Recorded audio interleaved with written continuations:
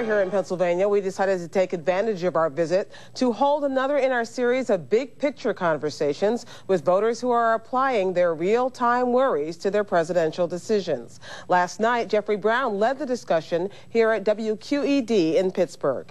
We have supporters of all three remaining major party candidates backing Barack Obama, Kahari Mosley, National Political Director of the League of Young Voters and Chairman of Pittsburgh's 22nd Ward.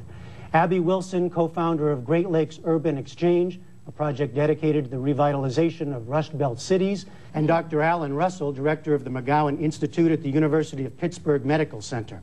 Supporting Hillary Clinton, Sylvia Wilson, an elementary school teacher currently working for the Pittsburgh Federation of Teachers Union. Bill Donnelly, a retired steelworker, he worked for 32 years for the Continental Can Company, and Heather Arnay, executive director of the Women and Girls Foundation, which works on women's issues in local government and business. And backing John McCain, Justin Lokay, a city councilman for East McKeesport, a suburb of Pittsburgh, and chairman of the Allegheny County Young Republicans, Barbara Bauer, an immigration lawyer, and Glen Meakem, a former U.S. Army Reserve captain who has founded several technology companies. And welcome to all of you. Glen Meakem, how would you assess the strengths and weaknesses of Pittsburgh today? Well, Pittsburgh's a terrific community to raise a family. It's a very friendly place. It's a blend of Eastern sophistication and Midwestern values and family. We have great universities and great strengths, but we don't grow. And the reason we don't grow is we have taxes that are just too high and government that's too big.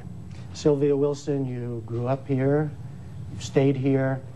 If I'm a candidate coming from outside to Pittsburgh, what should I know? We have a lot of caring people here, but we also have a very changing population because of a lot of needs that aren't currently being addressed as properly as they should be in terms of housing, rebuilding neighborhoods, hospitalization, even though we have wonderful hospital and medical facilities here. Unfortunately, a lot of people who are citizens in Pittsburgh can't really afford it, don't have medical coverage. That's very key. You've all described such a kind of churning, economic churning that affects so many parts of life. Are there other tensions that you feel because of this kind of churning that are perhaps generational or class, or what have you? Well, I think racial tension in the city is significant because last year there was a magazine that said that Pittsburgh was one of the best places to live in the country. It was also a year where the #1 killer of African Americans in this country, in the city, was infant mortality. So someone who's especially interested in women and children's health care, it struck me as incredibly criminal to think that I lived in a city where babies were dying and that was the #1 killer of African Americans in our city. How could we be the best city in the world to live in at that same time? Abby Wilson, what kind of tensions do you see?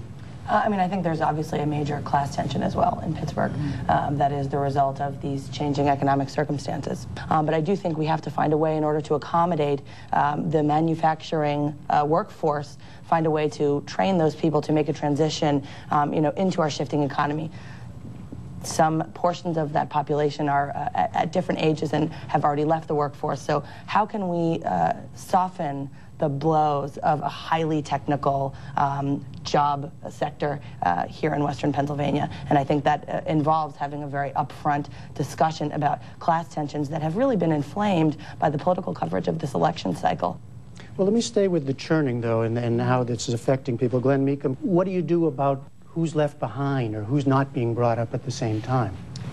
I think the biggest issue is education today. The big problem that a lot of employers have is finding talented people, and particularly K through 12 educated people for technical manufacturing jobs and other technical jobs. The school systems are not good enough and are not producing students who are really ready to work in the modern workforce. And I think that's true all over the country, that K through 12 education in America is failing us. Alan Russell, how do the kind of changes we're talking about here affect your thinking about the campaign and politics? Well, I think you can either choose to live in the drudgery and all of the depression that one could choose to focus on, or you can just focus on doing things about it. I think it comes down to leadership, engendering creativity among young people, and passion. And I think those three things go to the broader case that we're looking at for the country today. Leadership here in Pittsburgh said, you know what, we're not going to settle for just being another round city. We're going to actually lead in a couple of different areas, and we're going to focus on those areas. Most of all, most importantly, that leadership engendered creativity in young, talented people and drew them into trying to do something quite extraordinary that without that leadership they wouldn't have believed was possible. They did it, here they built it, and then from then the rest is history. I think our country faces a similar challenge right now. We need the kind of leadership that will draw young people into fixing the very deep, very challenging problems that this nation has. And I think that that's what Barack Obama has brought to this campaign with remarkable success that nobody would have predicted. No one would have predicted we'd have this exciting fight that we have right now. But you also have to do it with competition. I believe in competition. So the business environment, the environment to create new technologies and new businesses has to be favorable. If taxes are raised on business because business is bad, how are you going to create a new future?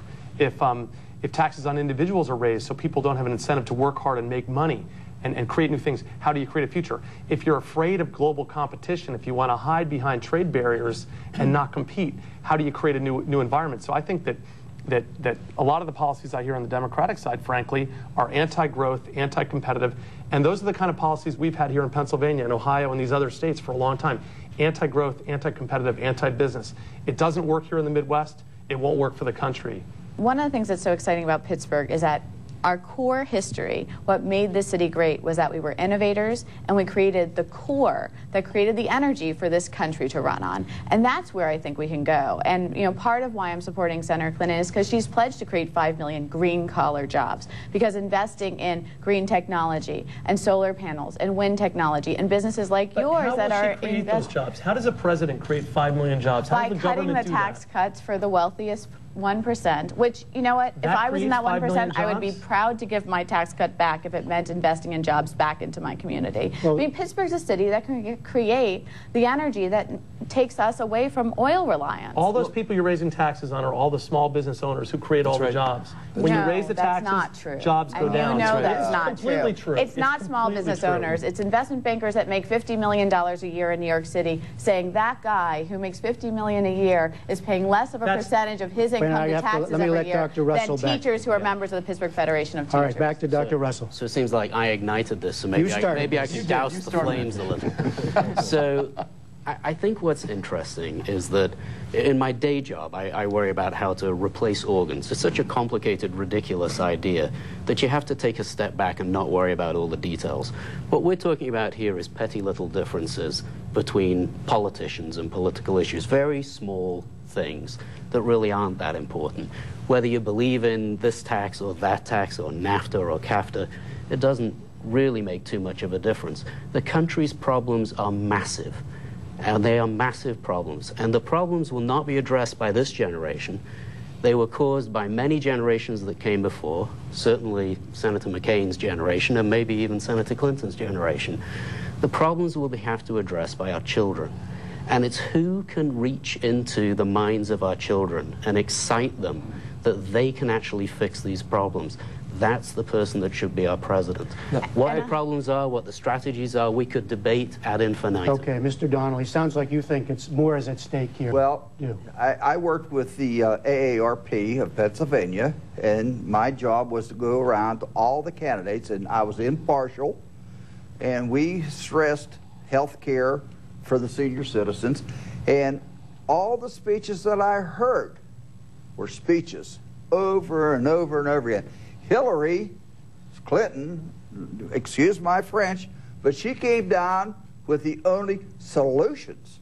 Everybody had a plan. I got a plan for this. I got a plan for that. Health care. Nobody can afford the health care. Give me the health care that the senators have. I'll take that. Define the stakes. I mean, what's at stake in this election? Glen Meakem?